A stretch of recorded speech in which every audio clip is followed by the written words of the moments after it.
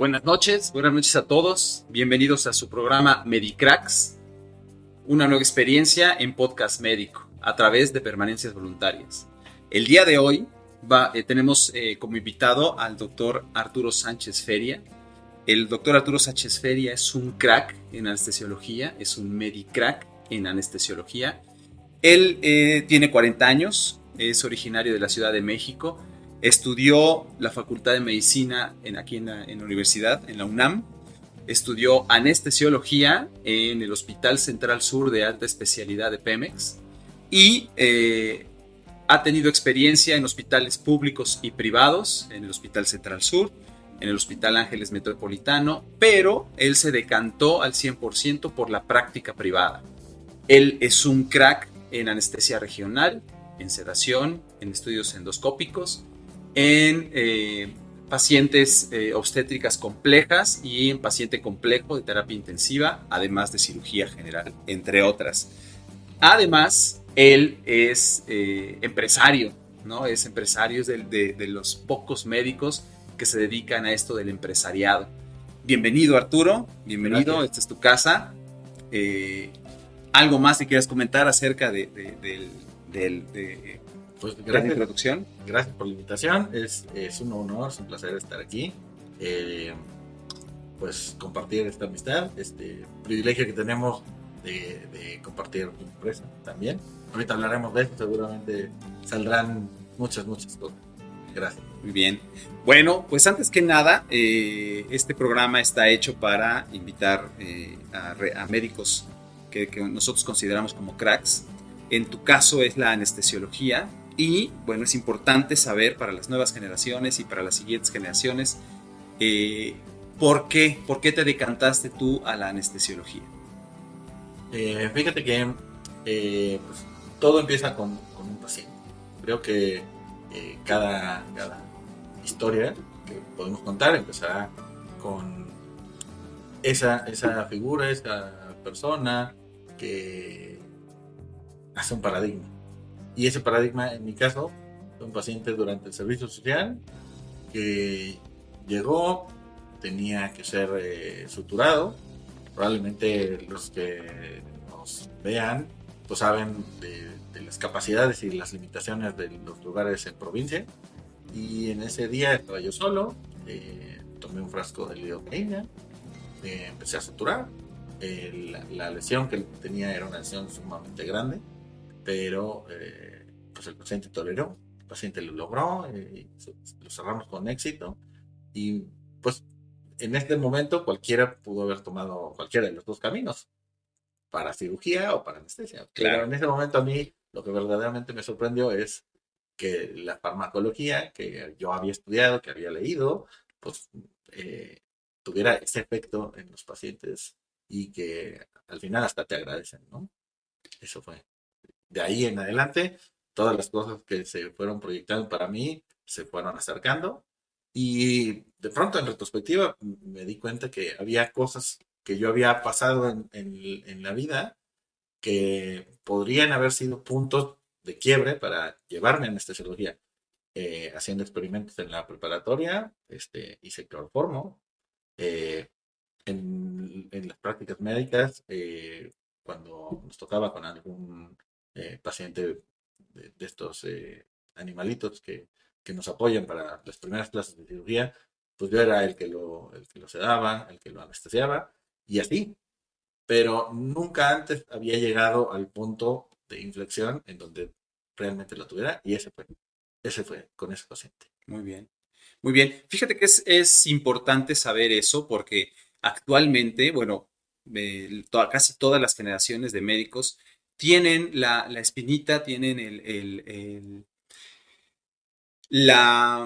el impulso de hacer especialidades, ya sea clínicas o quirúrgicas, que te hacen ser como un rockstar, ¿no?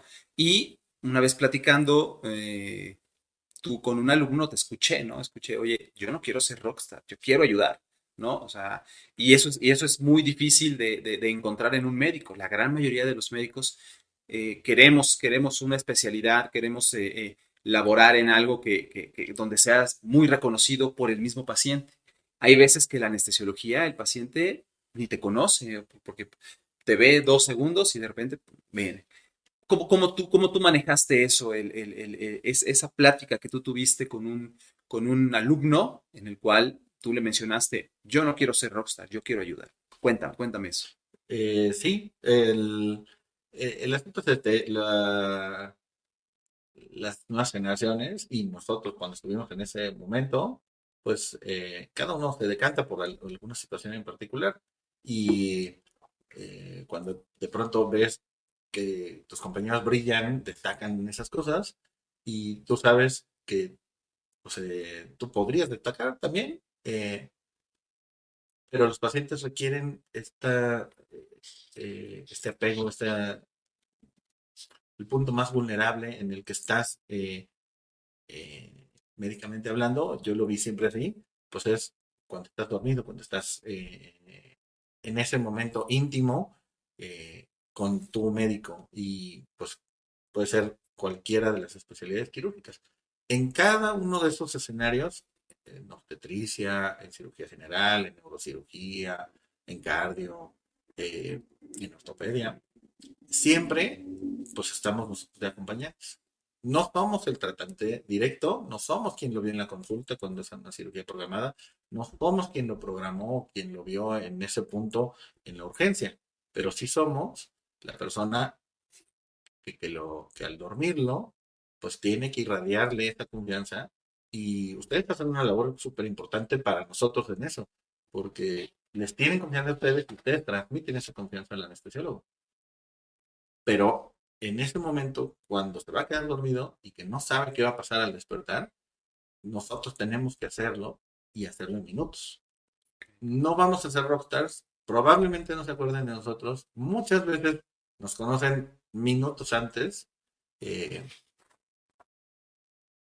pero en este momento tú tienes que hacer todo para que la confianza se genere, ese vínculo se genere, ese clic se da y cuando terminan, pues a ustedes les dicen, la pasé muy bien, probablemente esa retroalimentación la requerimos de parte de ustedes, pero ustedes la tienen, ustedes saben cómo les va. Y por eso probablemente sea que nos llaman de nuevo.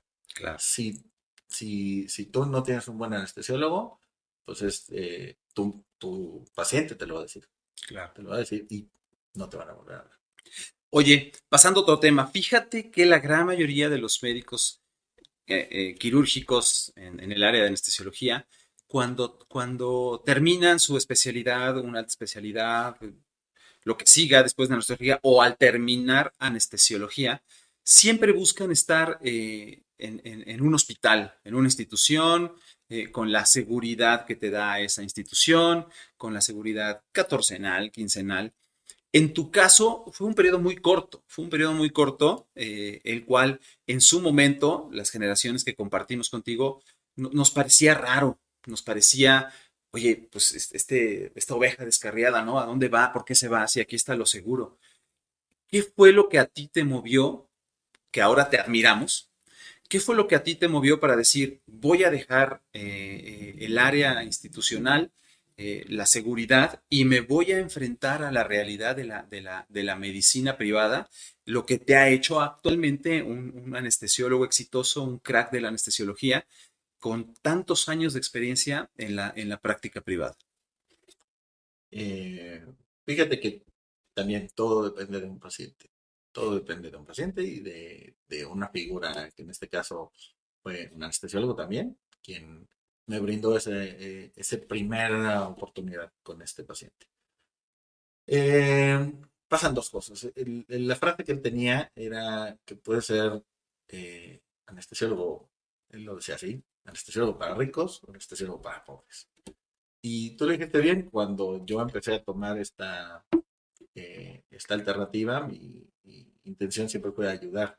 La parte económica viene de pronto por la constancia, por hacer las cosas bien, y el dinero no falta. Eh, pero ayudar para mí siempre fue un punto de inicio. Entonces, yo veía en ese inicio para mí que al poder asistir a más cirugías, a más anestesias, al tener esta posibilidad de ver más pacientes, pues iba mejorando. Cosa que seguramente a nivel institucional yo podría haber hecho también. Hacemos una curva, un aprendizaje fuera de nuestras prácticas como residentes. eh, pero lo que yo podía ver en la práctica privada era completamente una realidad de un México enfermo, distinto, que el que llega a un hospital privado, en donde hay más recursos, en donde hay más situaciones que nos ayudan. eh, pero ese paciente no privilegiado fue pues mi motor. Ok, ok, muy bien. Hablando de esto, hablando de la experiencia que has tenido y hablando de, pues con tantos años de práctica, siempre hay polos, ¿no? Mi mejor experiencia como anestesiólogo y mi peor experiencia como anestesiólogo. En tu caso, compártenos la peor experiencia como anestesiólogo, del tipo que sea, y después la mejor experiencia como anestesiólogo, del tipo que sea. Pues fíjate, creo que no hay una sola real experiencia fuerte. Eh, lo más difícil, te diría, es perder un paciente. Yo he tenido la fortuna de que han sido verdaderamente muy escasos los pacientes que al pasar por mis manos, al pasar por el quirófano y estar en esa situación, pues terminan en una resolución fatal. Este fue el caso. Tuve un paciente que pues su pronóstico iba a ser malo en el corto plazo. Era un paciente para una cirugía oncológica, un Whiplet. Y pues este paciente, Complejo. en, sí, muy, muy complejo. Pero tenía esperanza Okay. y tenía una situación particular económica difícil. Esa situación es la que también nos mueve. Entonces empiezan a tratar los grupos de cirujanos, el apoyo, la enfermería, cada uno de los grupos que lo iban a atender para buscar esto, pues hicieron su trabajo. Al final de la cirugía, una cirugía muy larga, una cirugía compleja, en donde pues, se requerían diferentes mecanismos que afortunadamente en este momento todos tuvimos. El paciente salió adelante, el paciente salió extubado, despierto, eh, platicando perfectamente, y la familia pues afuera con todas esas mismas esperanzas. Al salir, ellos platican, ellos se reúnen con él, lo ven, eh, pues nosotros sabemos que tenemos que hacer ya la parte de notas, la parte administrativa, digamos. Termino eso, me despido de la familia también, y cuando me voy, me hablan de regreso. Y, oigan, el paciente está grave. Okay. No estaba yo lejos, pero en los minutos que me tomó regresar, que fueron tal vez unos 10 o 15, al llegar, pues uno sueltas las llaves del carro, lo dejas como sea, y ya no pude ni siquiera llegar a la habitación. Y la persona que me recibió en el hospital fue la esposa, que me abrazó, me detuvo, y yo, permítame, quiero ver a su paciente, Claro, a mi paciente, pero es su familiar. claro, Y ella fue la que me detuvo y me dijo, doctor, le agradezco mucho,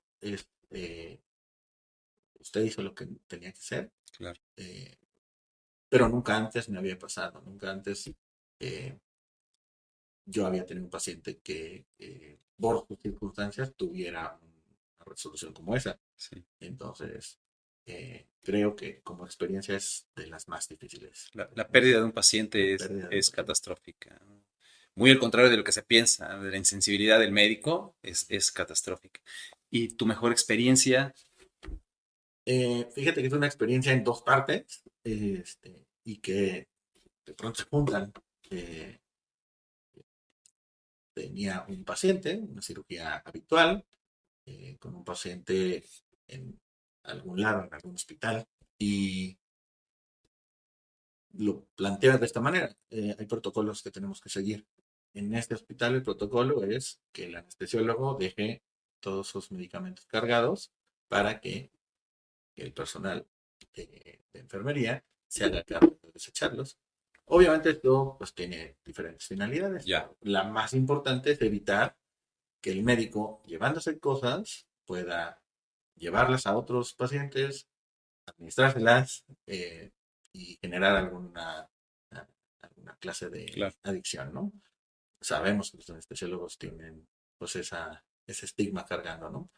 De manera que, pues, de manera habitual para mí fue dejar seguir el protocolo, pasamos al paciente a recuperación y cuando estoy en recuperación, entregando a mi paciente, haciendo lo que de rutina para nosotros es, se oye el perifoneo del hospital indicando que hay un paciente o alguien pues que requiere asistencia, ¿no?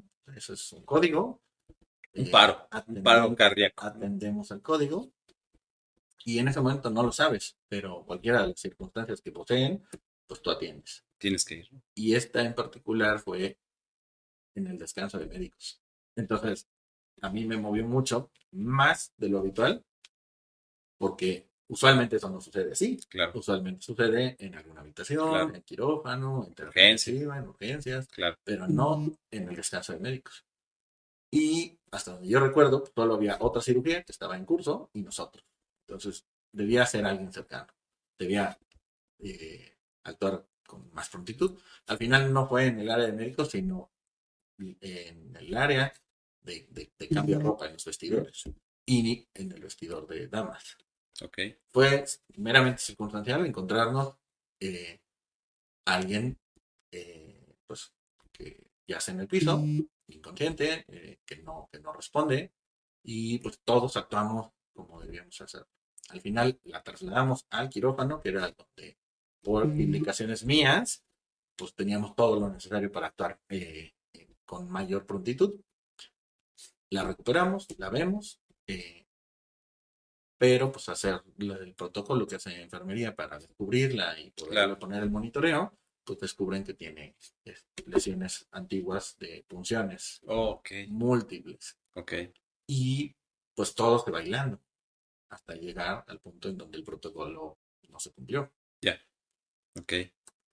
El resumen de esta historia pues, solo es que la chica sobrevivió, Ok. que a la chica le fue bien y que pues hay un estigma con los adictos, ¿no? Ok. O sea, al final de cuentas están enfermos, son pacientes enfermos y pues tienen circunstancias que no podemos necesariamente juzgar, pero sí debemos apoyar. Y por eso te digo que la segunda parte es encontrártela. Cuando hicimos toda esta acción de salvamento con este paciente, yo descubrí que el medicamento que se había administrado era un medicamento que erróneamente pues, no da los efectos que ella buscaba. Claro. Y da los efectos de un relajante muscular. Claro. De manera que, si bien no se puede mover y visualmente pues tú ves que está inconsciente, realmente estaba consciente adentro. Estaba escuchando, tenía sensibilidad táctil, auditiva, y aunque tenía los ojos cerrados, precisamente por lo mismo, porque no puedes, los medicamentos hacen eso, ella me escuchó.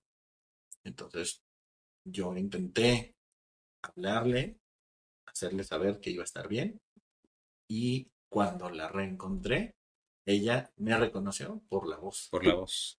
Nos encontramos fortuitamente en otro lugar. Me dijo, yo a usted lo conozco. Y pues con mucha simpatía le dije, seguramente que sí. Pues normalmente los fans se conocen a los rockstars. Ok. Pero no así, no de esta Ok. manera. Me dijo, no, yo no sé de dónde, pero ahorita me acordaré. Ya. Y realmente estábamos en un grupo donde ella, por timidez, por la circunstancia que sea, por pena, pues no quería contar esa historia con otras personas. Oye, qué buena historia. Al final se acercó a mí, me dijo, yo lo recuerdo por esta situación, usted me salvó la vida y ahora estoy trabajando, estoy bien. Tuve apoyo de mucha gente y te lo recuerdo con mucho cariño. Muy bien. Y, pues nosotros hacemos lo normal. Para mí, al final, o un día más, Su trabajo. pero para ella no. Claro. Y tener esa retroalimentación, tener esa posibilidad de saber que a largo plazo ella estuvo bien, fue para mí un momento vivencial. Siento que ese fue de los mejores momentos. Muy bien. Fíjate que este tipo de experiencias hacen que los médicos en formación, que algún día, hace mucho, mucho, lo fuimos, eh, nosotros buscamos como médicos en formación cuando estamos en el internado, en el servicio, en la especialidad, buscamos esos ejemplos, ¿no? Nosotros identificamos esos cracks que decimos, oye, pues a él le puedo aprender esto, a él le puedo aprender esto, a él le puedo aprender todo, ¿no? Eh, y siempre adoptamos a uno, ¿no? A un crack. En tu caso, ¿quién fue tu crack de ejemplo? ¿Quién fue tu medicrack que dijiste, de él voy a tomar lo mejor para mi práctica, para mi vida, para mi especialidad? Eh, Se pueden decir nombres. Creo que a todos les aprendes un poco. Hay ejemplos fuertes. Te diría, a veces hay un ejemplo en donde dices, a este quiero aprenderle todo lo malo que hizo. Y de todo lo malo también se aprende. Claro. Creo que tener errores te permite llegar a la excelencia. Si, quien no tiene errores, quien no se cae, no sabe cómo levantarse. Y entonces, eh, probablemente más que aprenderle algo, es la inspiración, sea seguir caminos paralelos. Los anestesiólogos de pronto podemos ser lobos solitarios y nos pasa muchas veces, porque si bien los pacientes no nos conocen y eh, pues estamos a expensas de que nos hablen los cirujanos, pues tú terminas tu trabajo y te vas. Eh, entonces la gente no te ubica de la misma manera que ubican a todo el equipo, al ayudante, al cirujano, eh, incluso a la enfermería, que están ahí todo el tiempo y Claro. que vigilan al paciente durante horas o días cuando está internado, cuando está en otro momento vulnerable, pero no en el más crítico. Eh, para mí esa inspiración llegó probablemente con doctor García Barrios, te suene, lo conozcas. Eh, ¿Cuál es su nombre de pila? Adolfo, Adolfo García Barras. Ok. él eh, hacía, no te voy a decir que todo bien, pero una cosa que sí se quedó y para mí es importante es que fue muy metódico. Eh, su orden es impecable, él es una persona muy pulcra y además pues nos llevó a un poquito a lo que nosotros hacemos también. Él ahora comparte en la parte anestésica algo de lo que nosotros también hacemos. Muy bien.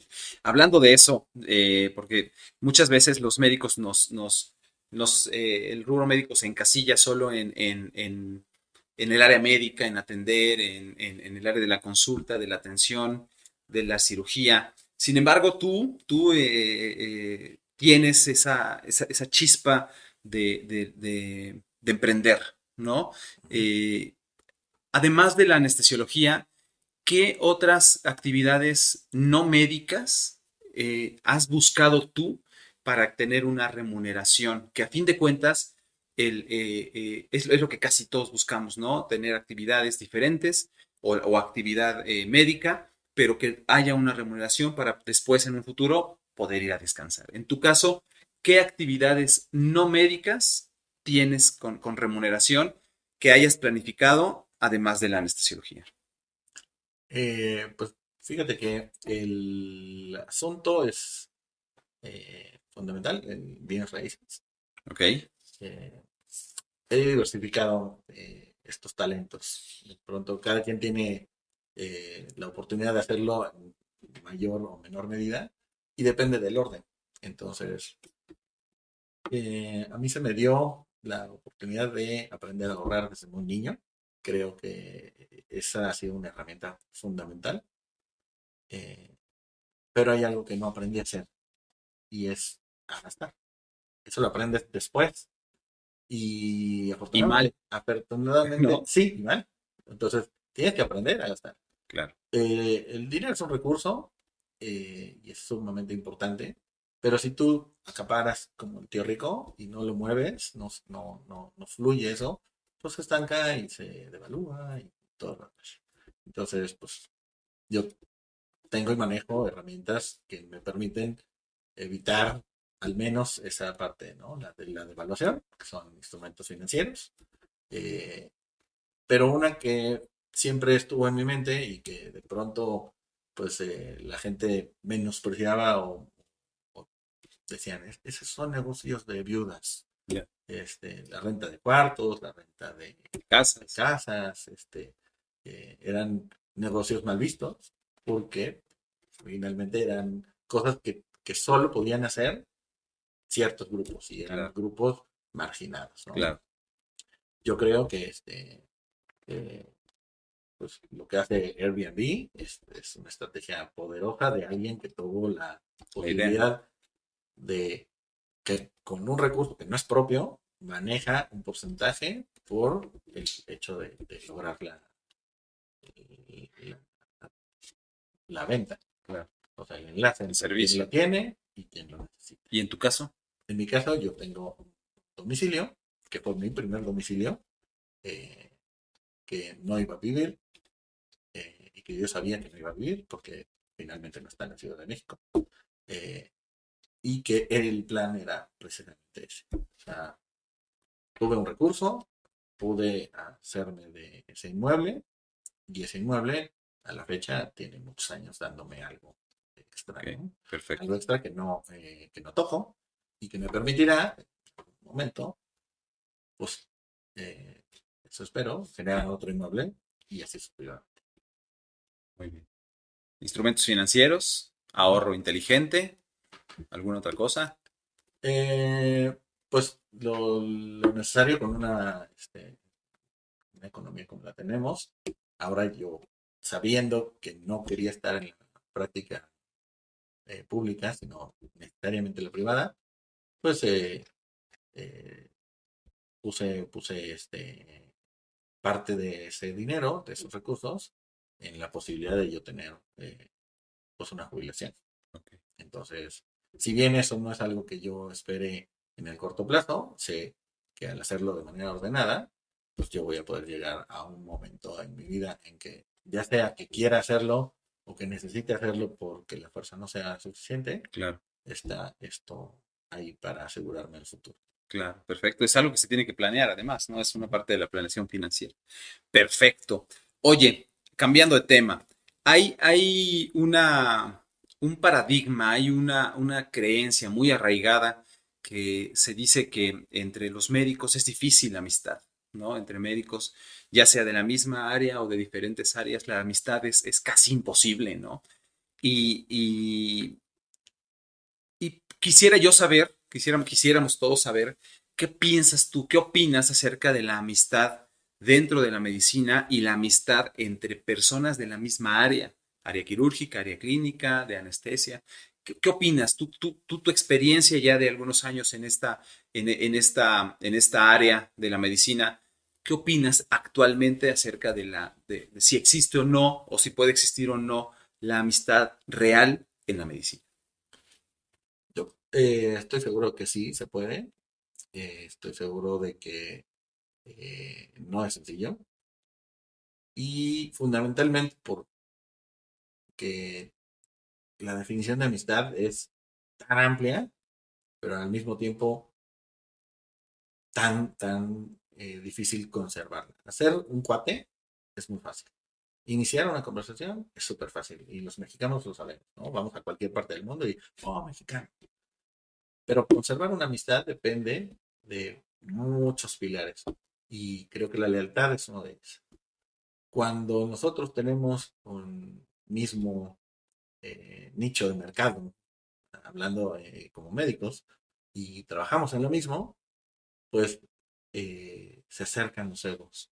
Y ese ego causa que, pues si tú haces las cosas de la misma manera que yo, porque yo no obtengo el mismo resultado, puede ser desde la parte económica, o puede ser desde la parte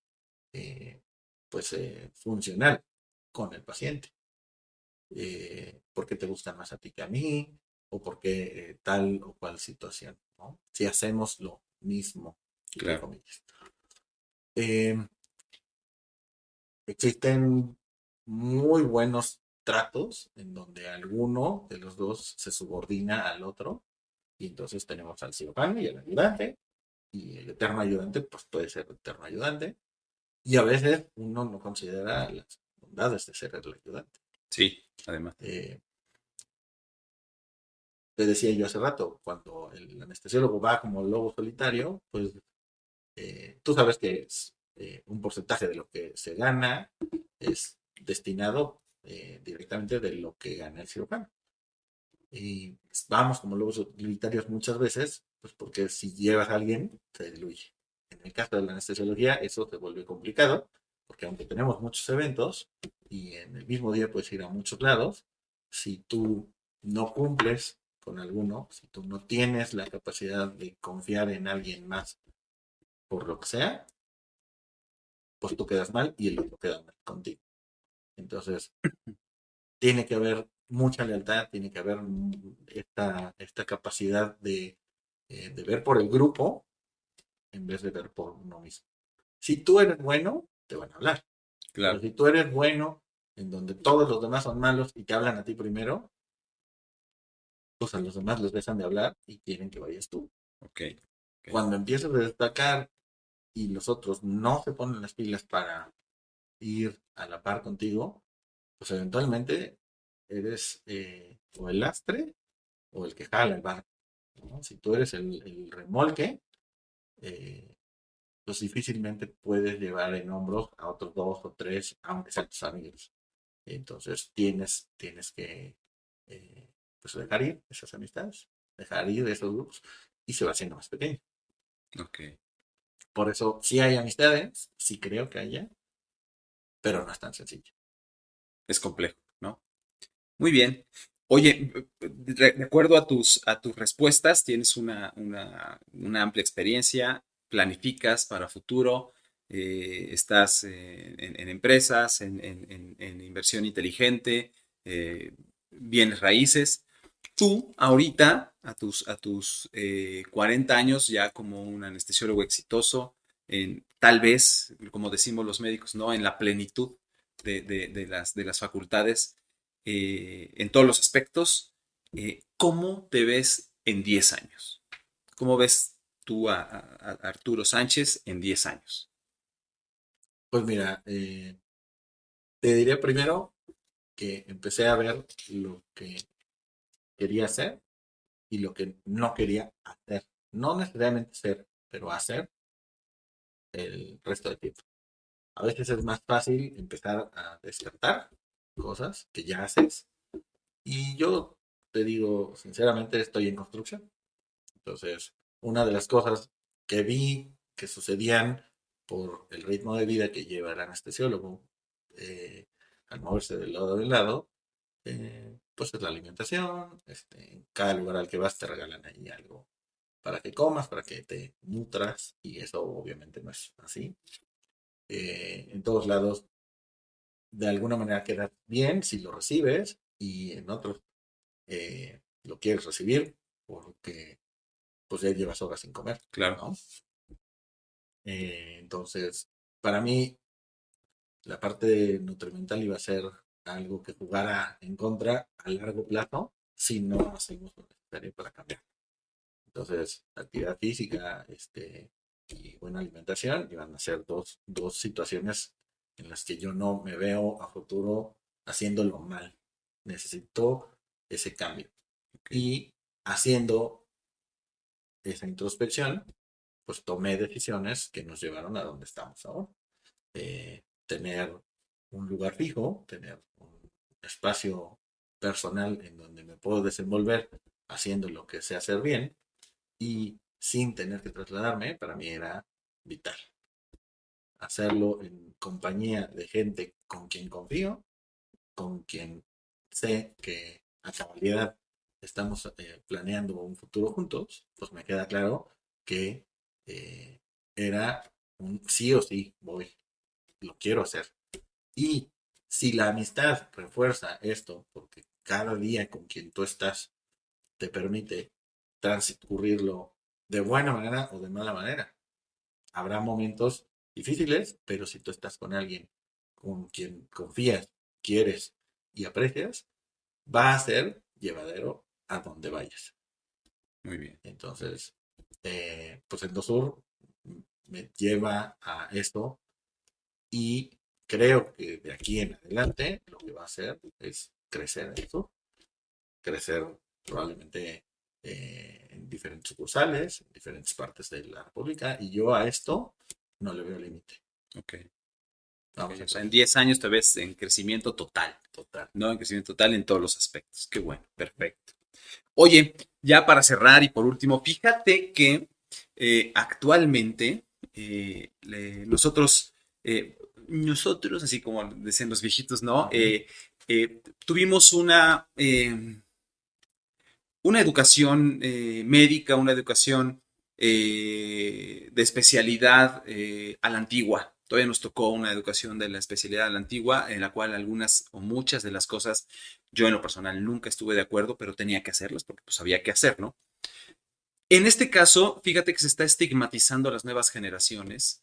Por algunas causas o por otras, yo creo que no vale la pena hacer este tipo de estigmas, pero se están estigmatizando a las nuevas generaciones como generaciones de cristal.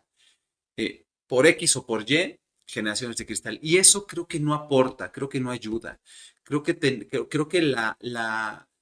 una de las cosas más importantes que debe tener el ser humano en cualquier aspecto es la evolución y la adaptabilidad. La adaptabilidad de los que llegan y la adaptabilidad de los que estamos. En este caso, tú con esta nuevas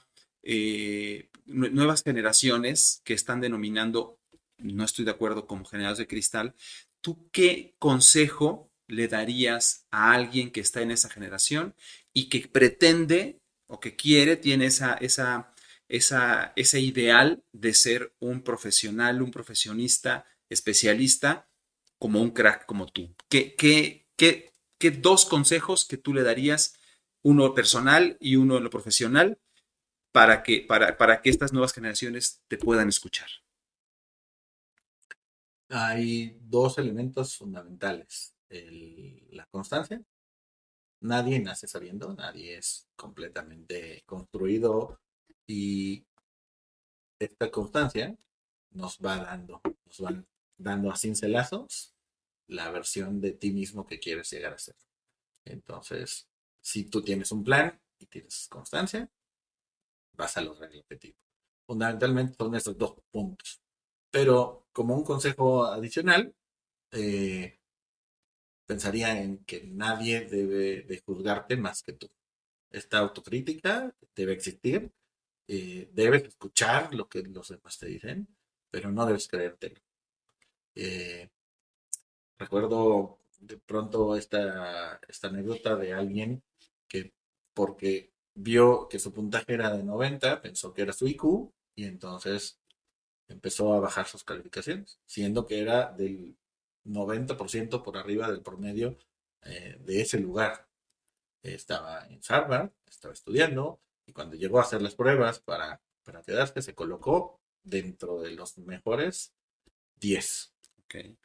Sin embargo, El pues, síndrome del impostor, lo ¿no? leyó mal. Claro. No supo que leyó, no supo que vio y se dejó llevar precisamente por una nota, una calificación, algo que era una evaluación completamente externa a él.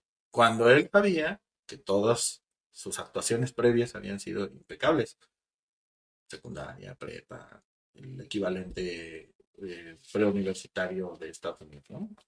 Entonces, que te juzguen como generación, pues es tan malo porque no eres parte de una generación, pero eres un individuo en esa generación. Claro.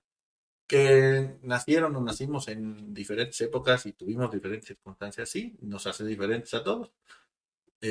Nuestros maestros leían en libros y nosotros leemos en Tabletas. tabletas, en electrónico. Nosotros aprendimos con tecnología, cuando ellos usaban completamente y absolutamente el estetoscopio y checaban el pulso. Y lo mucho que se ha desarrollado la tecnología a nivel médico para el beneficio de los pacientes, pues ha hecho que nosotros tengamos que ver a futuro qué vendrá en 50 años. Y es muy probable que muchas cosas cambien que a la fecha nosotros no vislumbramos. Si O nosotros, menos, ¿no? En menos de 50, en 5 años todo es diferente, ¿no? en 5 años todo es Muy diferente. bien, perfecto. Si nosotros no acompañamos a estas nuevas generaciones, pues ellos se van a perder. Eh,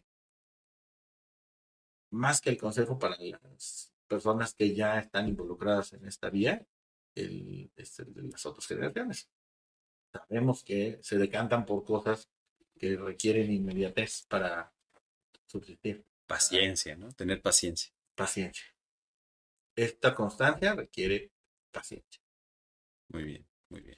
Y por último, ya para cerrar, ¿cuál ha sido la frase que ha marcado tu vida como crack? Pues mira, la frase es: la hora pasa, la pena se olvida, pero la obra queda. La obra que... Al final, todo por lo que tú transcurriste te lleva a ese punto. Y te dije, todos estamos en construcción. Todos vamos mejorando a esa versión que queremos ser. Eh, yo personalmente no creo que uno piense, yo quiero ser crack. Yo creo que la gente te ve y dice, él es crack. Él es un crack, claro, claro, claro. Pues Arturo, muchísimas gracias. La gente te ve y te dice, eres un crack.